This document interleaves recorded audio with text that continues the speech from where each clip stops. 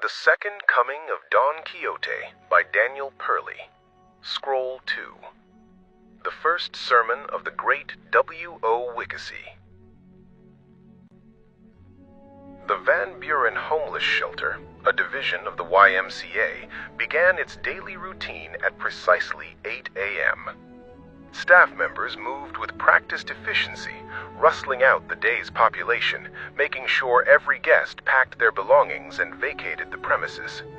Only those genuinely afflicted by some malady, the lame, the sick, and the truly infirm, were permitted to remain within its walls. Within this bustling exodus, W.O. Wikacy awoke with a bright, almost beatific smile. He sat upright, his gaze not merely at the ceiling above him, but piercing through it, soaring into the vastness of the sky. From this elevated perspective, he offered his morning prayer. Dear Lord, I wake up this morning hungry, naked, and alone. I ask not for silver or gold, nor for opportunities equal to my abilities. Grant me rather great supernatural wisdom, knowledge, and the creative ability to instantly acquire abilities equal and above all opportunities. You have taught the lion and the eagle to hunt and prosper with tooth and claw. Teach me to hunt with words and prosper with love, that I might be a lion among man and an eagle in the marketplace. Wikacy lingered on the resonance of his lofty prayer, and was quite tickled by it.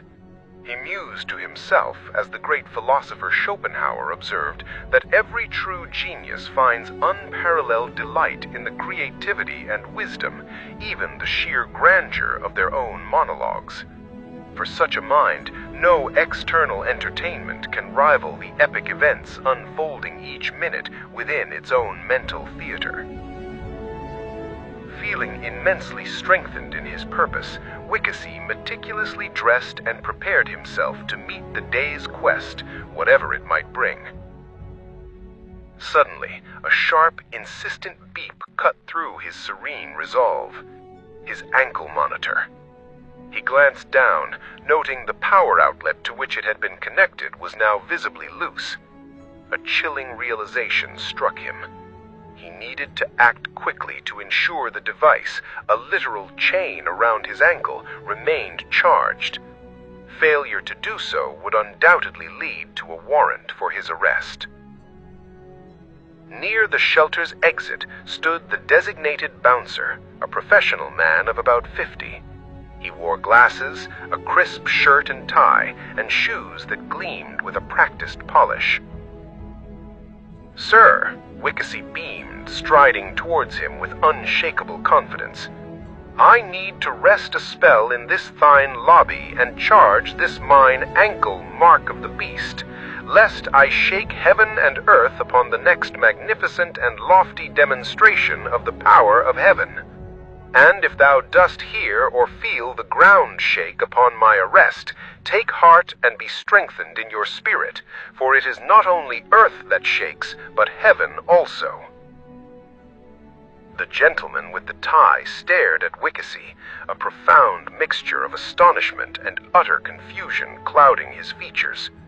He understood not a single word of the grand pronouncement, entirely unaccustomed to such an elevated and bewildering manner of speech. The corner of the field. The bouncer, still reeling from Wikacy's pronouncements, was about to reiterate his instruction to leave when a new voice cut through the stale air of the lobby. "Is there a problem here, Roger?" A woman in her late 40s, with kind but weary eyes framed by sensible spectacles, her name tag read Eleanor Vance, Assistant Director. Roger, relieved, gestured at Wikacy. "This gentleman, Miss Vance, claims his ankle monitor dying is a malady and wants to stay to charge it." Eleanor's gaze settled on Wikacy, who stood radiating an almost palpable aura of self-importance. He took in his threadbare but meticulously arranged clothes and the strange, intense light in his eyes. Rather than confront him directly, she adopted a practical approach. "Sir, While I appreciate your unique interpretation of our policy, the shelter cannot provide charging facilities beyond the sleeping hours for guests. However, she continued, noticing the persistent blinking of the device around his ankle, I'm heading to the public library to drop off some paperwork. They have outlets available, and it's just a few blocks away. I could give you a lift. Wikacy's face split into a beatific smile, transforming his somewhat severe features into something almost cherubic.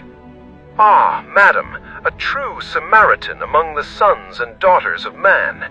Verily, your generosity shall not be unrewarded in the heavenly ledgers, for you offer succor to the beleaguered traveler and a conduit to the lifeblood of the modern age. May the blessings of the Ancient of Days illuminate your path and prosper your house.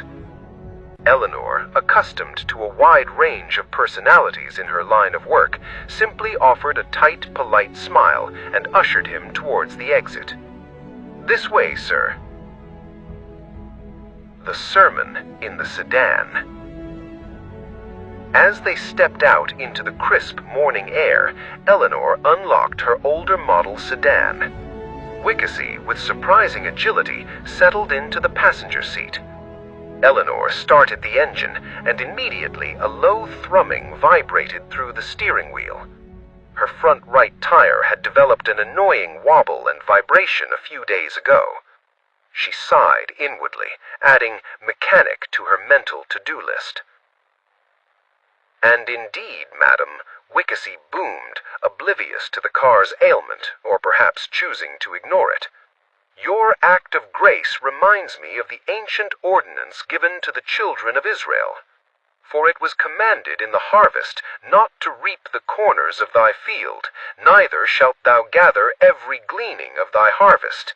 Thou shalt leave them unto the poor and to the stranger. Now in this our modern age, what is the gleaning, if not the very points of connection, the digital cornucopia that allows the stranger and the weary soul to access the collective aid, the public square of information, the very lifeblood of contemporary existence? These outlets, these charging stations, these public Wi-Fi signals, they are the corners of the field. And for institutions, even private homes, to intentionally close off all access, to glean every stock, by shutting down outdoor outlets, by denying a weary soul a moment of connection to that collective, is to deny the modern poor their essential sustenance, their connection to the greater body, their ability to call for succor and aid. Your act, madam, is a holy act, keeping the corners of the field open for those who seek to gather the digital sustenance. Eleanor drove, her mind awhirl. She had heard many desperate pleas and rambling speeches, but never one delivered with such erudition and self-assured biblical interpretation. Wikacy's command of language was genuinely astonishing. She was so engrossed that she almost missed it when Wikacy suddenly paused, his hand moving to rest lightly on her dashboard. His eyes closed, and a serene, almost radiant expression settled on his face. The low thrumming of her faulty wheel ceased. The vibration vanished. The entire car, which usually rattled and coughed, seemed to quiet, running with an unnerving, almost new smoothness. Eleanor's breath hitched in her throat. She instinctively glanced down at her fuel gauge.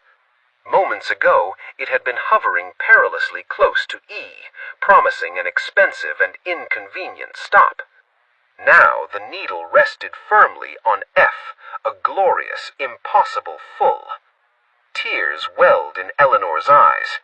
She blinked, rubbed them, and looked again. Full. The car was smooth. The vibration was gone. She looked at Wikacy, who had opened his eyes and was smiling gently. For a rational, pragmatic woman, this was beyond comprehension. A single profound thought echoed in her mind. He's an angel. Wikacy, seemingly unfazed by the miracle he had just performed, offered another warm, almost paternal smile. "Here we are, madam, the Library of Babel, where knowledge flows like living waters. Thank you again for your most charitable spirit." He opened the car door and stepped out, a figure of radiant mystery, and strode purposefully towards the library entrance, leaving a tearful, utterly bewildered Eleanor Vance.